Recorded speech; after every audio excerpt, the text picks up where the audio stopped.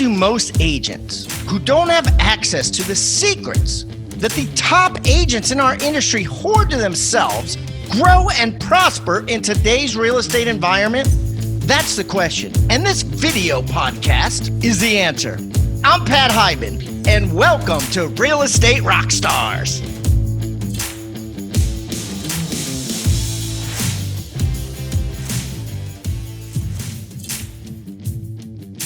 Real Estate Rockstars, this is Aaron Amuchastegui coming to you. Happy end of August, beginning of September. The third quarter of 2020 is almost over.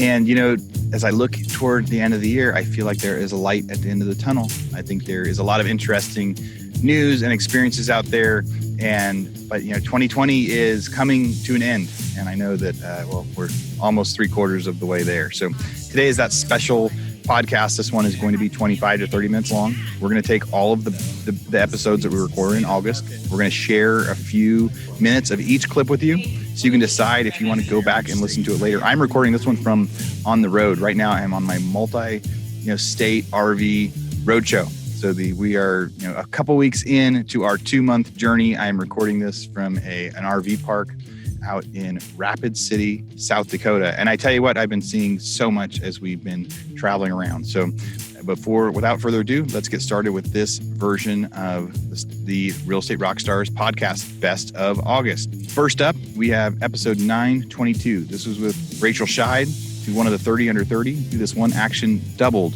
her real estate commissions in a year. I think you mentioned in there you switched to your own business, but you still had all the referrals from the customers that you had worked with in the past. Yeah. So after 3 years of being on the team, I decided to go solo. I felt I learned so many invaluable things from being on the team. But when you're on a team, you don't always get to market the way you want to market. And I approached a time in my business where I thought I kind of want to run my own show and see what happens. And that year, I doubled my income. I doubled my business because I realized a lesson that I wish I had learned when I first started, but it's really that 80-20 rule, right? 80% of your business should come from your sphere, people who know you, like you, trust you. But for the 3 years I was on the team, I was so focused on cold leads. I didn't talk to my people for 3 years. I didn't talk to my friends about real estate, my family. I didn't try to get referrals from anyone who already knew me. So my first year off the team, I enacted that very quickly. And like I said, doubled my income and saw a lot of success just from prospecting the people I already knew. Can you think of anything else that either from your experience in recruiting or kind of these COVID pivots that you would tell agents if they're trying to get these new clients of things that they can practice right now? Well, I really learned that real estate is a numbers game that is leveraged by the relationships you have. So if you can master prospecting on the numbers side of it and keep really good notes and leverage those relationships, you're going to see a return on your investment of time. So for example, one of my recruiting measures I have to meet is 25 calls a week. 5 calls a day, 25 calls a week and touches. And if I have to leave a voicemail, I follow up with a text. That results in a minimum of 3 appointments set either that week or next week to meet those agents, right? And for you agents out there, that's to meet clients, to meet buyers and sellers. And there's been a few days where I get to Thursday and I have to make 25 calls in 2 hours because I'm so behind in my calls. But the point is, it took me 2 months, but the math works. I loved those numbers that you came up with too. 25 calls a week turns into 3 meetings. And then, so if you're doing 3 meetings a week, then every 2 weeks, essentially, you're going to turn that into a client, on each side of that. So you guys that are listening out there, the numbers work. One client, first-time buyer, is a minimum of 5 transactions. And if off of each transaction, they give you 3 referrals, that's 15 deals from just one person in your database. So I think it's so important when we talk about doing those 25 calls, it's to ensure that your relationship with that client reaps 15 deals during the life cycle of that client. Okay, if you liked that one, that was 922 with Rachelscheid. Next up, we have episode 923. This is tips on converting real estate leads with Zillow expert Suzanne. You were an employee at Zillow and you were teaching agents how to use Zillow to convert a hot lead. when you first switched over and you started and you went from being teaching people how to be agents to being an agent, how did you do your first year? Did you get many were you off to the races, or did it take you a while to actually put it into practice? Funny enough, my very first year, I had an $8 million transaction, which was like a record-breaking sale in the neighborhood. Yeah. And the ironic thing is that lead that I got, it came from Zillow. So I had a super successful first year. I hit the ground running. I think that often agents will overthink what they should be saying when they get on a call with a lead. And it's really simple. All you have to do is kind of ask them when they want to see the property. They're inquiring on a property. And sometimes we talk ourselves out of even meeting with the client. But really your overall mission when you take that call with the client is just, hey, I saw you inquired on 123 Main Street. What time do you want to see it? And that's really how that first conversation went. And that was in my first year of real estate. So I had a lot of transactions like that. And obviously year two, even better. But it was just following those same principles and keeping it really, really simple.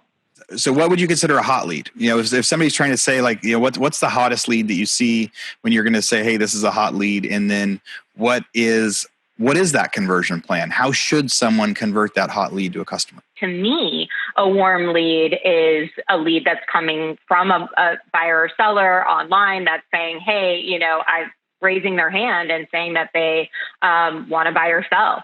So for me, like I said, I think keeping it very simple on that very first phone call of asking when they want to see the property, I think that's huge. Now, you're not always going to get a hold of that person right away. So to the extent of literally following up with someone to where I didn't even know if they were alive, I still continue to follow up with them. I'll send them photos of a property that they inquired on. I will keep that communication going for at least the first week.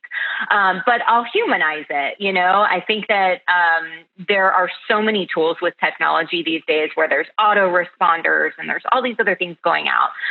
But I think that it's really important to have some personal touches as well. And then once you do get a hold of them, your overall mission is to get in front of them. I know that when I get in front of someone, I am converting that lead because I'm going to bring my value and I'm going to show my value. Rockstar Nation, this is Aaron Rachelscheid. Hey, I hate to interrupt the current podcast that you're listening to, but I am so excited to share this with you. I just finished interviewing the original host of this podcast, my good friend, Pat Hyben. I got to talk to Pat about how he started his real estate career and a whole bunch of tips and tactics that he used to be successful. So if you haven't listened to it yet, go check out State of the Market number 49. On there, I get to talk to Pat about all those different things. And in there too, he talked a lot about his 6 Steps for 7 Figures book and training program that he built over the last couple of years. And I realized I haven't done a good enough job of reminding all of you lately about all of the resources that we've built for you out there. So if you want to check out Pat's course, we've got like a 3-minute summary video when you go to it. It includes so many easy to follow tips that you can follow on like a day-to-day basis. You get email reminders, all sorts of different things that come with that course. You find that, you go to rebusuniversity.com, R-E-B-U-S, rebusuniversity.com. Look at courses. You can find the 6 Steps for 7 Figures book. And really, there's a whole bunch of other courses in there too. Our normal prices used to be $1,500 or $2,000 a course. These are real deal professional courses. But now during quarantine, a lot of them are priced down to like $90, $95. So we've slashed the prices because we know right now is a time for everybody to be focusing on growth and education, especially while they're feeling like they don't have as much to do. And if you go in there and you figure like there's a lot of different courses you want, maybe you don't want to buy the a la carte. You can go to futureofrealestatetraining.com and you can get access to all of our different courses for $97 a month. I think there's a discount on there if you go a year, or there's even like a lifetime option that you can pay. You get access to every course we ever put on Rebus University for as long as we have it. So go check out those options, Rebus University or futureofrealestatetraining.com. All right, back to your podcast. Sorry for the interruption. All right, that was episode 923 with Suzanne. If you want to learn more about that one, go back and listen to it. Next up, we have episode 924. This was my interview with Rebecca Donatelli. She was one of the 30 under 30 up in Ohio under quarantine and killing it. She talks a lot about growing through social media. Here you go. you got to hire somebody and then it didn't work out. What did you learn with that first hire? Was there anything afterward that you said, oh, I should have done this different? Or if somebody's about to make their first hire, any advice you'd give them? I think a lot of new agents, when they get in the business, they might have some unrealistic expectations. And, you have to know your first year, it's hard. There's like an 80% failure rate of first year agents in this business. And a lot of it is just because they don't know realistically what the first year looks like. There's a lot of stress, where that business is going to come from. And on my team, I do give out business, I do give out leads, but I expect you to also bring some to the table. And I think there was also a little bit of misunderstanding on that side of expectations too. So, if you're a new team leader or someone maybe didn't have a good first hire and trying to figure out next, I would recommend really getting to know the person. I also just started implementing doing the DISC test for anyone to see if our personalities are a good match. That's also a great way to kind of vet who might be a good fit for you. How do you grow social media, and what sort of ways have you done that? I followed you on Instagram today to try to see some of the content you have out there. What are some of the secrets you want to share with people? To be completely honest, I didn't start the Instagram account with any intention of having it, remotely what it is today. It really was just started as a hobby. I love real estate. I also love photography. So I started it at the end of my first year in the business just to share my love of real estate. And it kind of just started growing from there. I started following pretty much everybody that I knew, all the local businesses here in Cleveland, my clients, the clients that I'd had thus far. And really just started sharing content regularly. And when I say regularly, I mean daily, just letting people into my life, letting them allow, them to know who I am as a realtor and as just a person. And so once I started realizing that was actually allowing my name to grow, I started doing that more purposely. It's really just getting on there, being consistent with it, and really sharing content that is going to draw people in. The one fail I see a lot of realtors do is that they think that they need to just share everything real estate and just house. I just sold this house. I just got it under contract. Then I went to this inspection. Then I listed this house. And you never know anything about them personally. And I think that they really miss the boat, because when you're behind a screen, if I see you, I know you're a realtor, I expect you to be selling houses, but I don't know anything about you personally to where I would be inclined to reach out to you and trust you to be my, real estate resource. And so I think that's where a lot of people miss the boat. And so I try to share more personal stuff. Anyone that knows me knows I love coffee. I just live for coffee. I always have it with me. So I share a lot of that because people, can relate to it, and they know me as the Cleveland realtor, if you will, who loves her coffee. So those are just some of the tidbits that I've kind of played with and realized since I've had the account that have really helped my business. All right. If you guys liked that one, that was episode 924 with Rebecca Donatelli. Next up, episode 925. So this was my interview with Jonathan Spears, top-ranked real estate agent in his 20s. Young guy, super, super successful, great attitude, so much good stuff in here. Here's a few minutes. Real estate was a very natural progression for me. It was really something that I saw as an opportunity to problem solve for others. And so I remember spending my 18th birthday, which was in January 2010, studying for the exam. And got my license shortly thereafter and immediately went to work.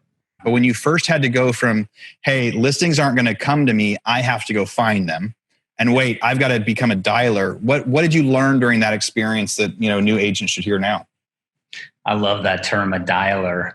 But it's absolutely what we do. I mean, we dial every day, and really dial with purpose, and with the intention is to create value for the person that's answering the phone on the other line.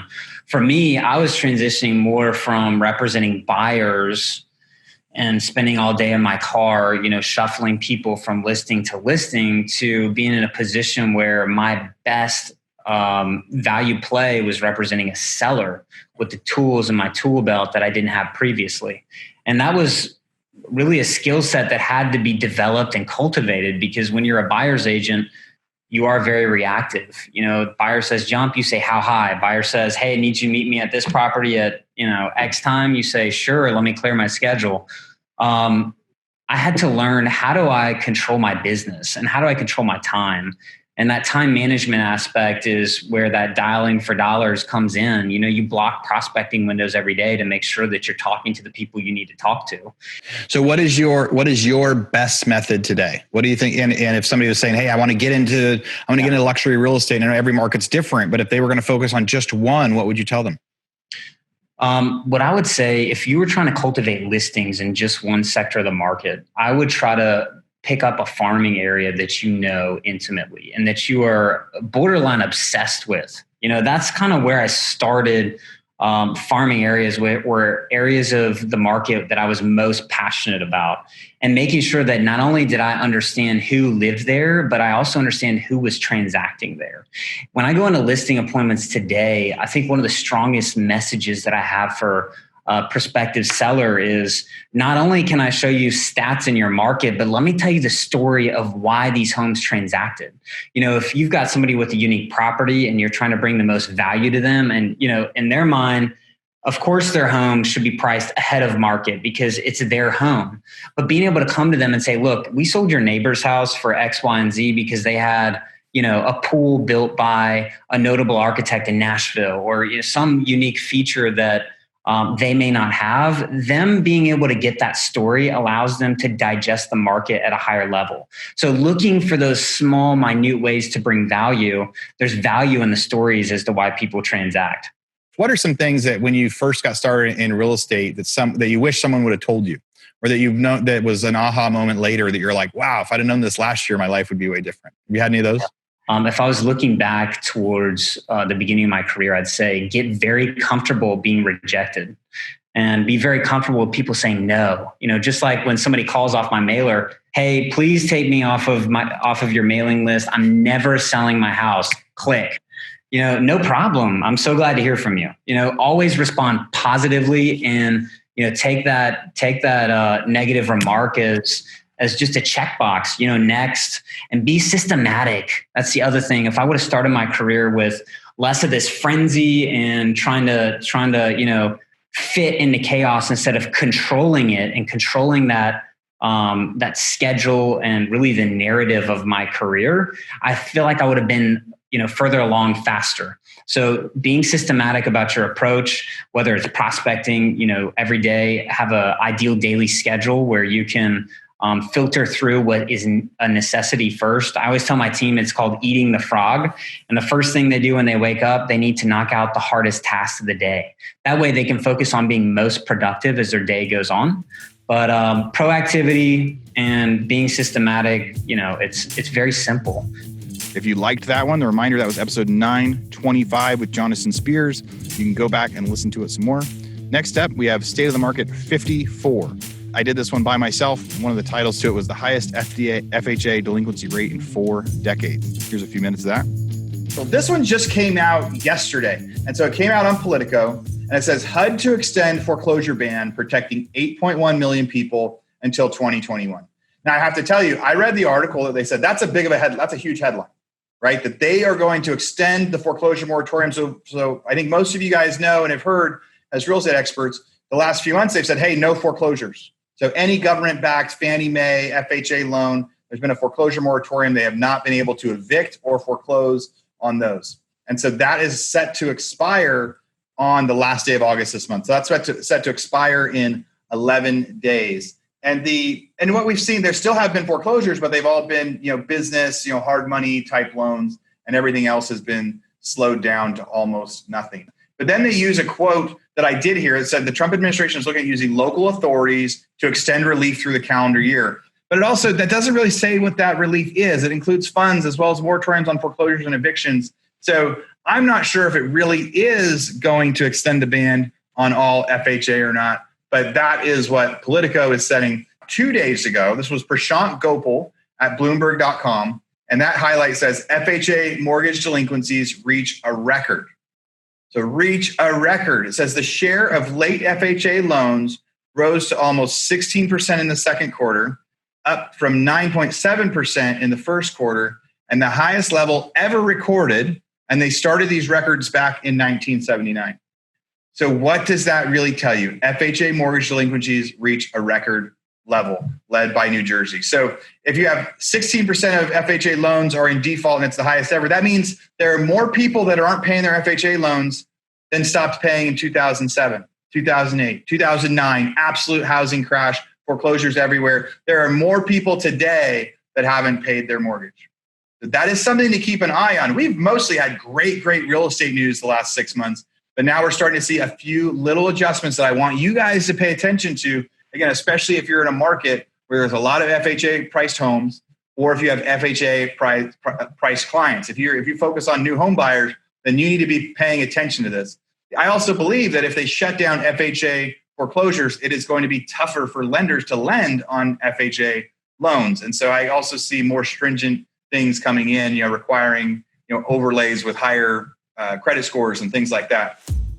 Hey, Real Estate Rockstars listeners, I'm sorry to interrupt again, but I want to do a quick commercial break. But this commercial break is different. This is stuff that I think you need, and this is me talking to you about some of the stuff that we had. So, recently we had a lot of people reach out to us and say, hey, why don't you do a real estate mastermind? Why don't you do something where a lot of the listeners can get together and do some Zoom calls and ask each other questions and really just try to brainstorm and work together? I mean, there's a million masterminds out there. I don't know if this is something that we really want to do or not, or if we do, if we're going to limit it to maybe 20 or 30 people. We're just trying to figure out if any of you guys are interested. So if you have any interest at all in joining a mastermind with real estate agents around the country that are part of the Real Estate Rockstars network, go to hybendigital.com/mastermind and just join the wait list. It's just it's just an interest list for us to see, is this something we want to be doing? So that's number one. Number two, you go to hybendigital.com/foreclosures. We have a 2-day thing that we just finished recording. Now it's also inside Rebus University. And so you can go to Rebus University and look at it. If you're already a member of Rebus, a lot of you guys are in the, the monthly fee where you get access to everything. So we have a new courses in there, 17 hours of content on how to buy foreclosures, on how to find deals, on how to, do title, go to auction, also turn that into clients for your real estate agents, how you can turn somebody that's in default behind on their mortgages into a client. So go, check out that course, especially for, you can buy the course now, but again, most of you guys already subscribed to all that. I just wanted you to know there's another 17 hours of content, great content that I just recorded on there that all of you guys have access to now at Rebus University. And then finally, we have software that we talk about on and off. It's called Padhawk. And in Padhawk, you can use that to go find leads. So everyone is really, really busy right now. And we're so busy. People are selling and they're saying there isn't enough product on the market, right? So they can't find houses. Well, Padhawk will help you find houses before they're listed. It helps you find owners that should be listing their properties or people that might want to get there. I recorded a quick video. It's like 6 or 7 minutes long for you guys to look at, real estate agent specific, on how you can use the software in order to do it. So let's go to hybendigital.com/leads. Again, there's a video in there. I talk about how you can use the software to do it. Check it out. If it's something that you like, you may want to sign up for it. $99 a month, but it's nationwide, any city out there, and it is a great way to find houses. So right now, people are saying there's lots of buyers, but we can't find enough houses. Well, maybe you can use this software to go find somebody that hasn't listed yet and make them an offer on their house. All right, back to your regularly scheduled program. Thank you for letting me interrupt you with that break. A common question I got when I posted this online was, well, what about the people in forbearance? So yes, this does include the people in forbearance, but there was also forbearance in 2009 and 2010. There were lots of different workouts going on back then that allowed people to not pay their loan and work it out for a modification. So we were still the highest level ever. The other thing about forbearance is, so you have to remember that means there's a lot of people that are just not paying their mortgage. Now, they may get a workout, and in a month, the banks may say, okay, we're going to work it out now, and you don't have to pay the last 6 months. You don't have to pay us the $10,000 you owe us. We're going to tack it onto the back of the loan. That would be really, really nice. But the other thing that people have to remember is, if somebody starts getting used to not paying their housing bill, it's really hard to start paying that bill again. It's still their biggest bill. So people live every month and spend every month as if they, without the housing bill, it's like they have extra money. Right. So when all of a sudden they start living on, you guys all know that it's so hard to live below our means. So many people live to whatever they make. They spend whatever they make. And so if they're not paying a mortgage, they spend whatever they make. If all of a sudden they have to start paying that mortgage again, that's a tougher adjustment. If you have FHA buyers right now or FHA sellers, try to tell them to be careful with their finances. Especially sellers, if they're in these forbearance periods, tell them to hang on to their money and spend as if they are paying their mortgage, even if they're trying not to. So that is a big one on there. All right, if you like that one, go back and listen again to State of the Market 54. Next up, we have episode 926. And this was a great episode. I got to interview a husband and wife. We had Adedoyan and Amanda Adedapo, the 30 under 30 teens. So much good stuff in this one. Here's a few minutes of that. I have this MBA, and 2 weeks applying to the job, still hadn't gotten any response. So I finally sat her down. I said, hey, this is, we have X amount in the account.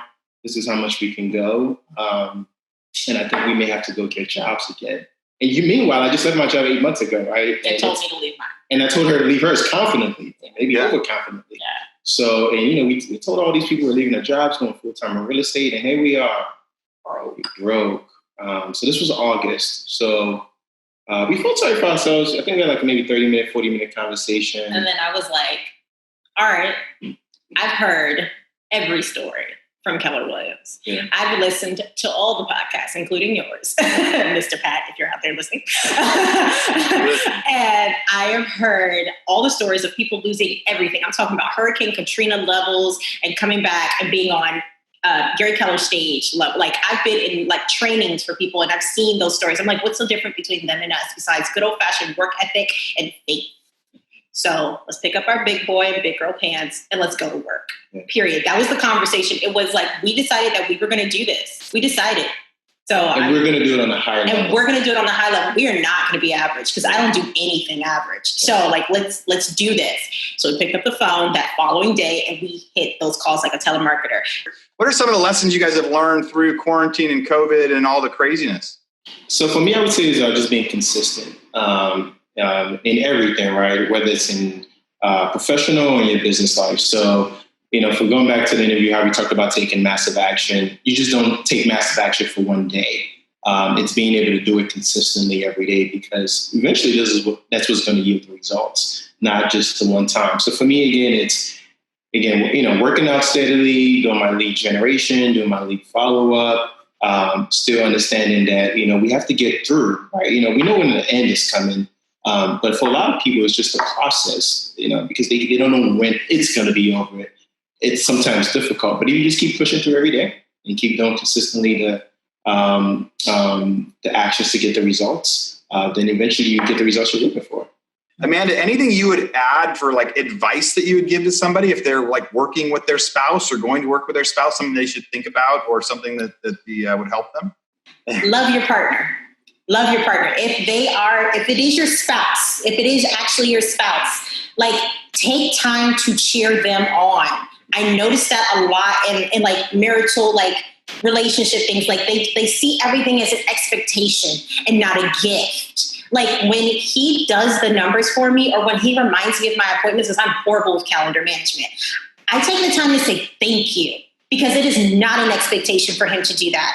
He's doing that because he understands that Amanda sucks at this, but also he's doing it for the business. So it is my duty to remind this man every single time he helps me that he is great, that he's a great husband, that he's a great business partner. So partners, even if it's not your spouse, take the time to vocalize to the people that make your business grow that they are awesome. Like you use your words to do it. You take the time out, even if it's an email or a text, take the time to say thank you because nothing is an expectation.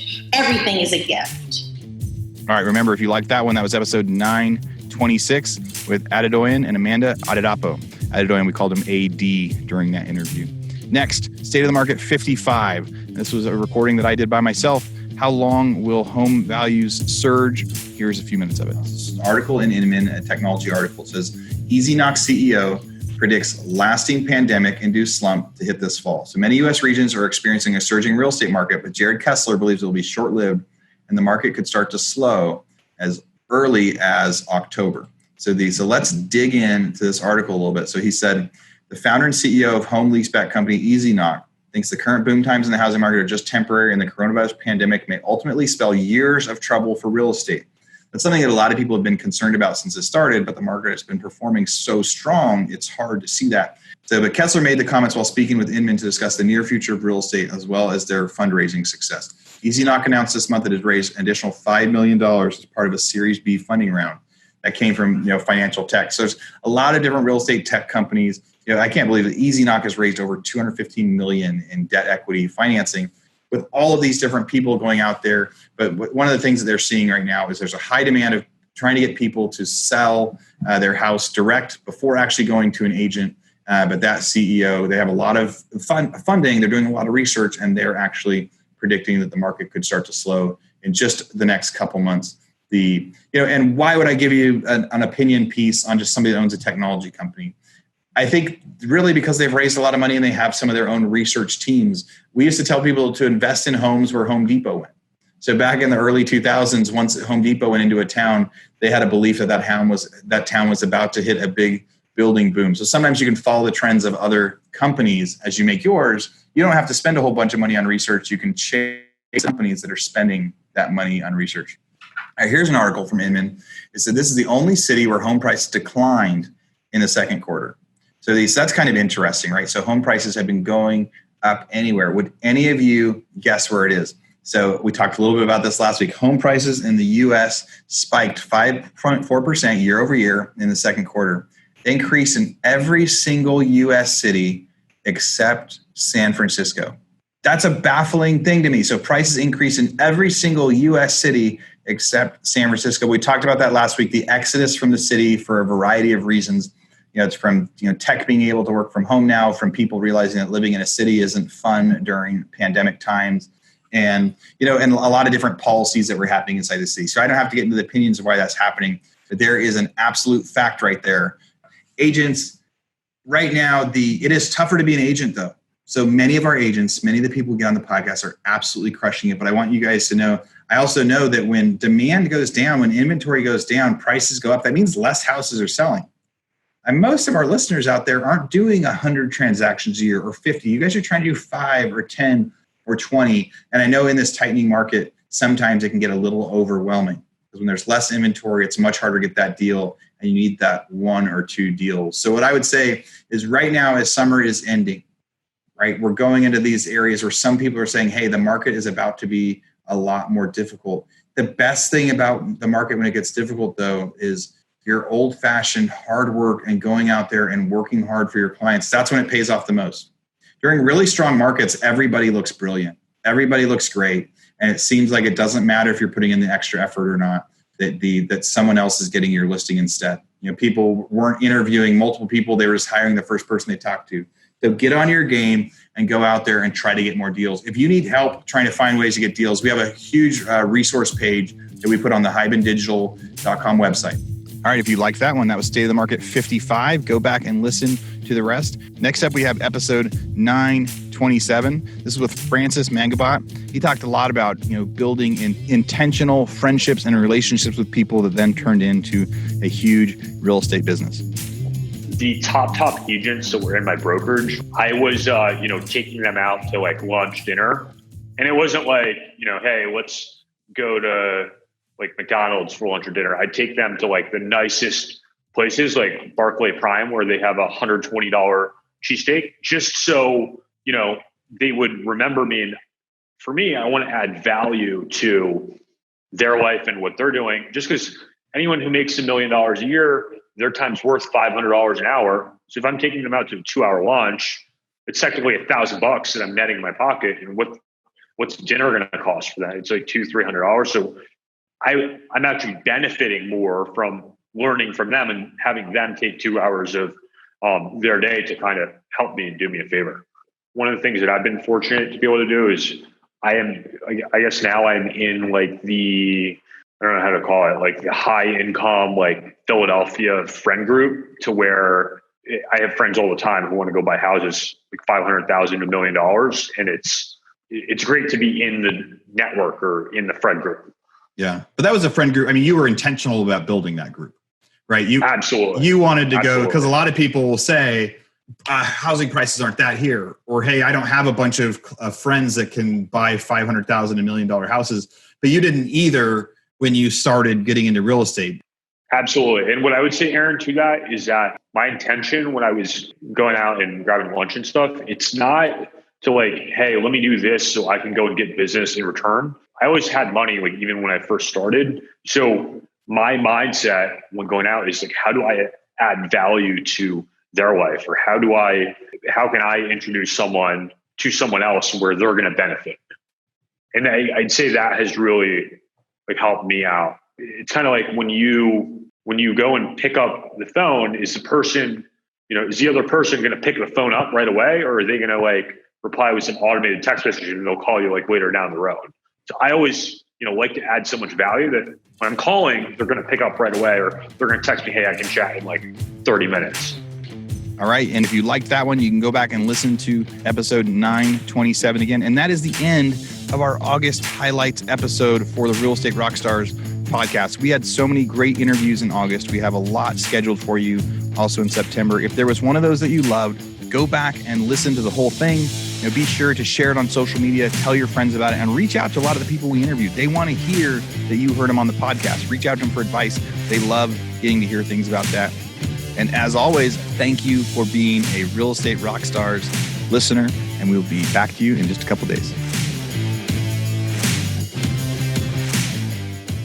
Rockstar Nation, thank you for listening to Real Estate Rockstars. Listen, I need a favor. If you find this free content helpful, if you find our downloadable items from each guest helpful, please, I need you to pull out your pointing finger. Yes, the one finger that points at people, and hit subscribe. Yes, subscribe. The more subscribers we get, the better we look in the ratings, and the easier it is to get guests like Robert Kiyosaki, Barbara Corcoran, all the players that are on $1 million listing in the different cities. All that stuff makes it easier the more subscribers we get. So please subscribe. And listen, there's a lot of places you can leave comments. There's a lot of places you can like. We're on Facebook. We have an Instagram page. Instagram page is I am Pat Hyben. The Facebook is Real Estate Rockstars Radio. Feel free to leave us comments there.